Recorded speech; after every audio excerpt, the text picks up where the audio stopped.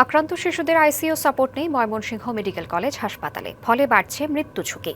কর্তৃপক্ষ বলছে শিশুদের জন্য 5 শয্যার একটি বিশেষায়িত আইসিইউ স্থাপনের প্রস্তাব পাঠানো হয়েছে মন্ত্রণালয়ে। বাস্তবায়ন হলে উপকৃত হবে বিভাগের 2 কোটি মানুষ। জ্বর ও ঠান্ডা নিয়ে ময়মনসিংহ মেডিকেল কলেজ হাসপাতালের শিশু বিভাগে ভর্তি ছিল শিশু ছোয়ান। এর সঙ্গে দেখা দেয় শ্বাসকষ্ট, পরে পরীক্ষায় শনাক্ত হয় হামের জীবাণু। পরিস্থিতি গুরুতর হলে শিশুটিকে নেওয়া হয় বিশেষায়িত হাম আইসোলেশন ওয়ার্ডে। সেখানে আইসিইউ সাপোর্ট প্রয়োজন হলে অন্যত্র নেয়ার পরামর্শ দেন চিকিৎসকরা, কিন্তু দর্জি শ্রমিক পরিবারের পক্ষে তা সম্ভব হয়নি। 1 সপ্তাহ মৃত্যুর সঙ্গে লড়াই করে মারা যায় শিশুটি। এখন ঢাকা আমি খবর নিচ্ছি, ওখানে আইসিইউ কোনো খালি নাই। তারপরে ওনারা বলতেছে নাই, আমিও বলছি যে স্যার আমি তো অনেকদিন ধরে চেষ্টা করতেছি, কিন্তু আমার পক্ষে ঢাকা নিয়ে ওরকমভাবে সম্ভব না।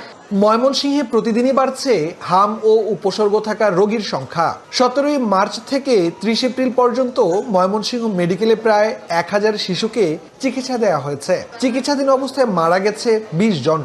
যদি আইসিইউর ব্যবস্থা করতো তাহলে যে বাচ্চাগুলি অসুস্থ হয়েছে বা মারা যাইতেছে, খুব সমস্যা হইতেছে, এই বাচ্চাগুলি মারা যেত না। এই মুহূর্তে যেসব বাচ্চা ভর্তি আছে তাদের মধ্যে প্রায় 5 থেকে 7 জন আছে যেগুলো একটু ক্রিটিক্যাল, যেগুলোর আইসিইউ সাপোর্ট প্রয়োজন। যদিও আমাদের এখানে আইসিইউ সাপোর্টটা নেই, আমরা জনবল এবং যন্ত্রপাতির জন্য আবেদন জানানো হয়েছে মন্ত্রণালয়ে। 5 থেকে 7টা বাচ্চাকে আমরা প্রায় বাবল সিপ্যাপে তার রেসপিরেটরি অর্থাৎ শ্বাস প্রশ্বাস দেওয়ার জন্য যে সাপোর্ট সেটা দিচ্ছি।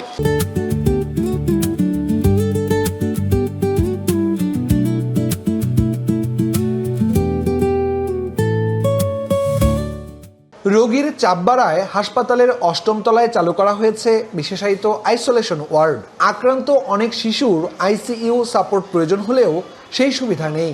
পেডিয়াট্রিক আইসিইউ, সেটার জন্য রুমের ভিতরে যে ইনস্ট্রুমেন্টগুলি লাগবে সেগুলি আমরা শুধু ডিমান্ড দিয়েছি।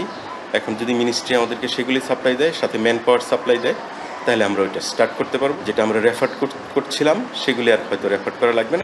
এপ্রিলের শেষার্ধে বৃদ্ধি পেয়েছে রোগী ভর্তির হার। চিকিৎসকরা বলছেন এই সময়ে শিশুদের প্রতি বাড়তি সতর্কতা জরুরি। জ্বর, ঠান্ডা বা কাশি দেখা দিলেই দ্রুত বিশেষজ্ঞ চিকিৎসকের পরামর্শ নিতে হবে। ইমরান হাসান রাব্বি, ডিবিসি নিউজ, ময়মনসিংহ।